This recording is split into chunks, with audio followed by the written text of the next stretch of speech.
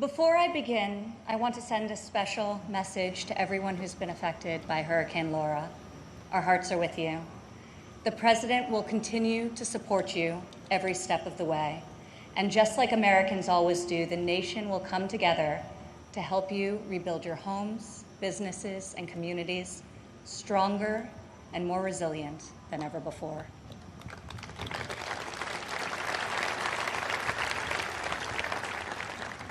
Four years ago, I introduced to you a builder, an entrepreneur, an outsider, and the people's nominee for President of the United States. Tonight, I stand before you as the proud daughter of the people's president.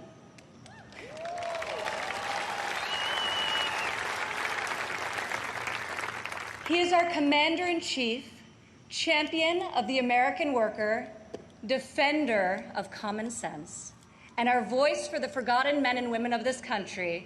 He is our president and my father, Donald J. Trump.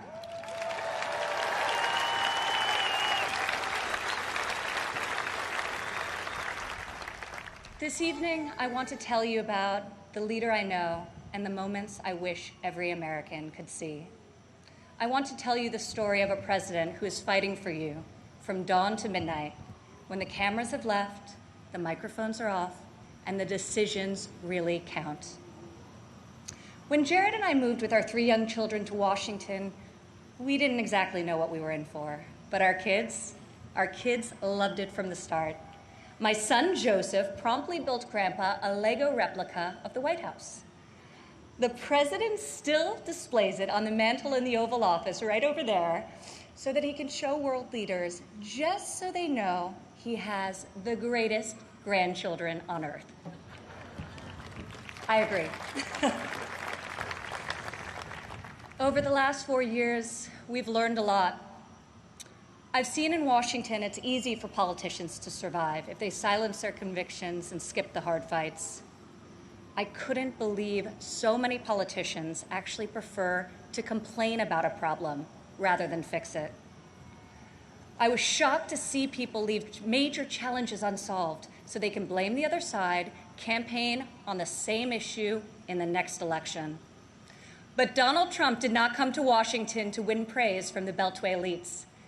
Donald Trump came to Washington for one reason, and one reason alone: to make America great again.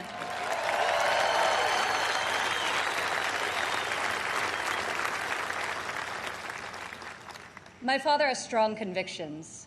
He knows what he believes, and he says what he thinks. Whether you agree with him or not, you always know where he stands. I recognize that my dad's communication style is not to everyone's taste, and I know that his tweets can feel a bit unfiltered. But the results speak for themselves.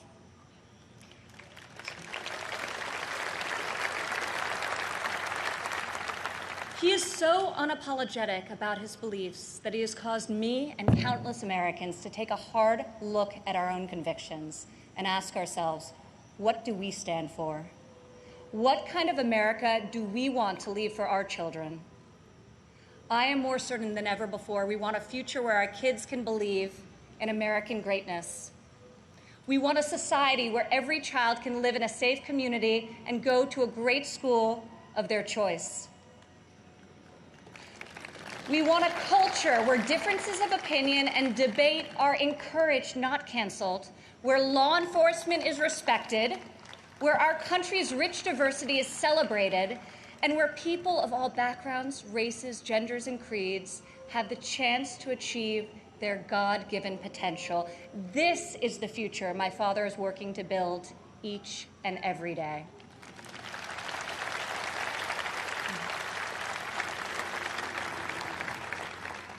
Building, after all, is what he's done his whole life. He has admired and befriended construction workers on countless job sites. But it has been a new and profound experience for him and for me to see these stoic machinists and steelworkers come to him with a tear in their eye and thank him for being the only person willing to go to the mat for them, for their jobs, for their families, and for their futures. To the hardworking men and women across America and here tonight, you are the reason my father fights with all of his heart and all of his might. You are the reason he ran for president in the first place, and you are the reason he is going to keep fighting for 4 more years.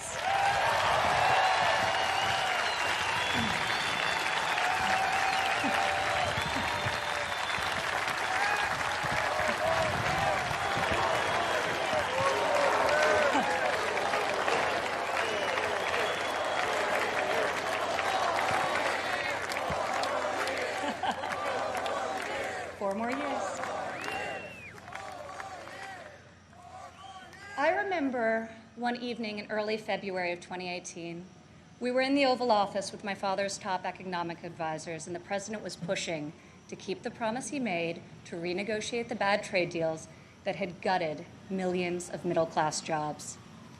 Most of his advisors argued that the economy was so strong following our historic tax and regulatory cuts that it didn't make sense to risk rocking the boat. After the meeting, as I walked with my father back towards the residence, he said, "You know, the reason this has never been done before is because our leaders haven't had the guts.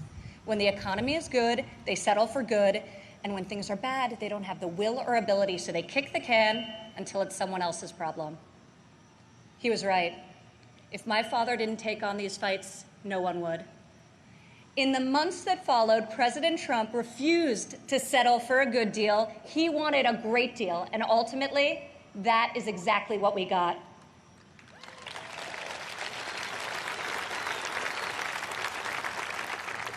I remember each time he was updated on the progress of the new trade deal with Mexico and Canada, he would say, "Don't let down those dairy farmers I met in Wisconsin. I don't want them to like this deal. I want them to love it."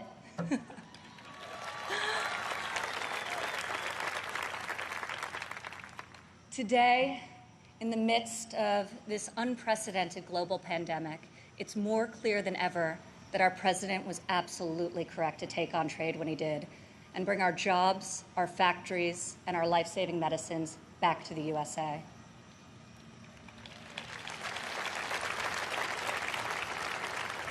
As our nation endures this grave trial, I pray for the families who are mourning the loss of a loved one, for those who are battling COVID-19, and for the first responders and the healthcare heroes who remain on the front line of this fight. The grief, sorrow, and anxiety during this time is felt by all.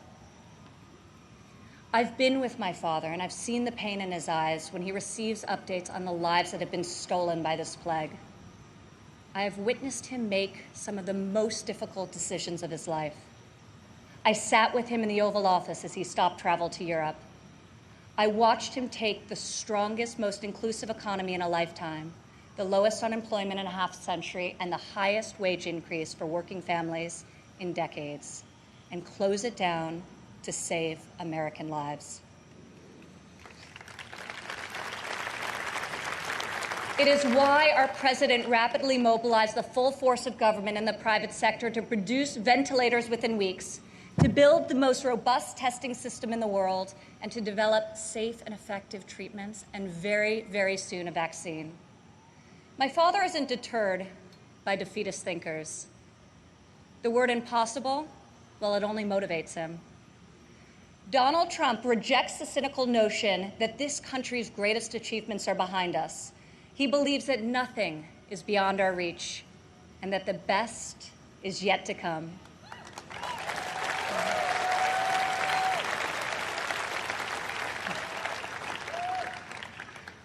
I have seen all of my life how my dad believes in the potential of each individual. Earlier this evening, we were all inspired by the incredible testimony of Alice Johnson, a great-grandmother who was sentenced to life in prison for a first-time nonviolent drug offense. I was with my father when he decided to commute Alice's life sentence. Together we watched Alice leave prison after nearly 22 years. As she ran into the arms of her family and they celebrated a joyful reunion, my father got very quiet. I could see the emotion on his face. After a long silence, he looked at me and said, "Imagine how many people there are just like Alice." From that point on, he became a voice for those who had been unfairly silenced in our prison system. President Trump rectified the disparities of the 1994 Biden crime bill that disproportionately hurt African Americans. Against all odds, he brought together Republicans and Democrats and passed the most significant criminal justice reform of our generation, and we're just getting started.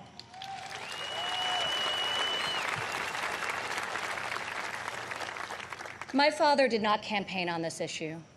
He tackled this injustice because he has a deep compassion for those who have been treated unfairly. More than rhetoric and political prose, the ability to build consensus and achieve bipartisan success will help heal our country's racial inequities and bring us forward together. President Trump is advancing the American values of work and family. 4 years ago in Cleveland, I said President Trump would deliver for working women. Last year, over 70% of all new jobs were secured by women.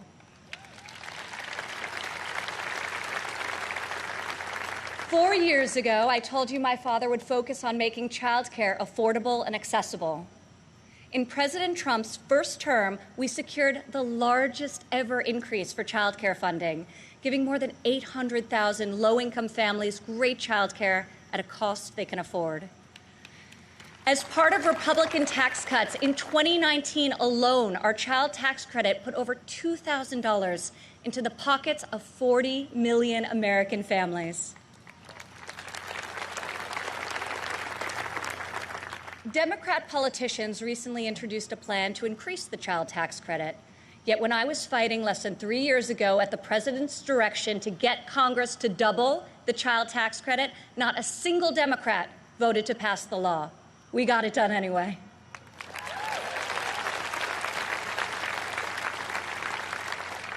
Four years ago, I promised that President Trump would support mothers in the workforce. In his first year in office, he signed into law the first ever national paid leave tax credit. Today, 8 million more Americans have access to this benefit.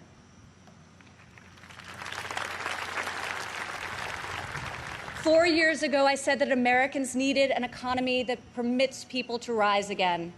During President Trump's first 3 years in office, 72% of all new jobs went to Americans who had been outside of the workforce. 4 years ago, I told you I would fight alongside my father, and 4 years later, here I am.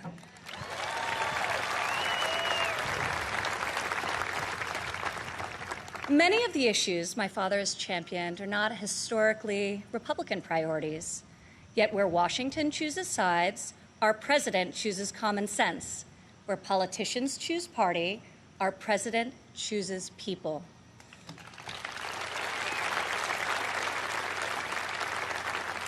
Since the day he took the oath of office, I've watched my father take on the failed policies of the past and do what no leader has done before.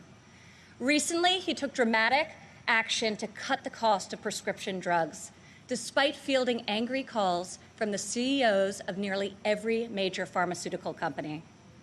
Now, when we see attack ads paid for by Big Pharma, my dad smiles and says to me, "You know, we're doing something really right if they're hitting us so hard."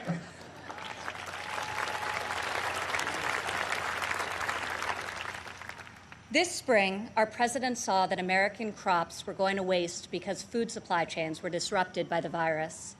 He directed Secretary Perdue and me to find a way to get this nutritious food, fresh fruit, vegetables, meat, and dairy, to families most in need. Within a matter of days, we launched the Farmers to Family Food Box program, which has now delivered over 100 million meals into the hands of American families.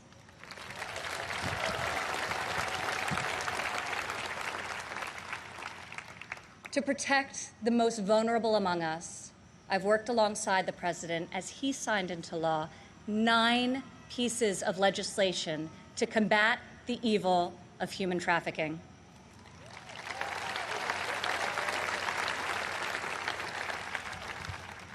I've stood by my father's side at Dover Air Force Base as he's received our fallen heroes, and each time it has steeled his resolve to finally stop the endless foreign wars.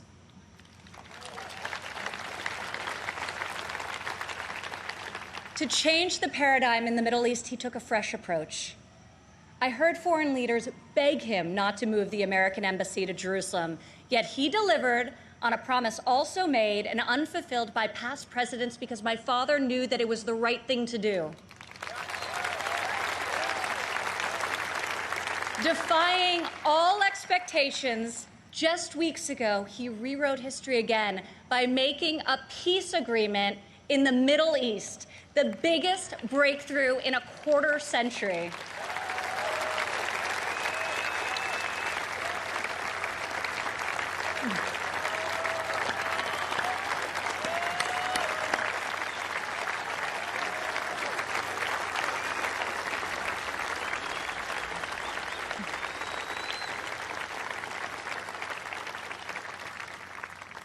For the first time in a long time, we have a president who has called out Washington's hypocrisy, and they hate him for it. Dad, people attack you for being unconventional, but I love you for being real, and I respect you for being effective. Our president refuses to surrender his beliefs to score point with the political elite. To my father, you are the elite. You are the only people he cares about scoring points with. If these problems were easy to solve, previous presidents would have done so. But you don't achieve different results by doing things the same way. Washington has not changed Donald Trump. Donald Trump has changed Washington.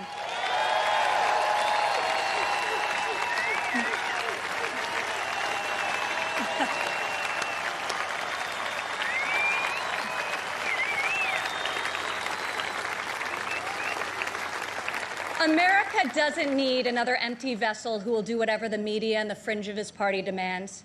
Now more than ever, America needs 4 more years of a warrior in the White House.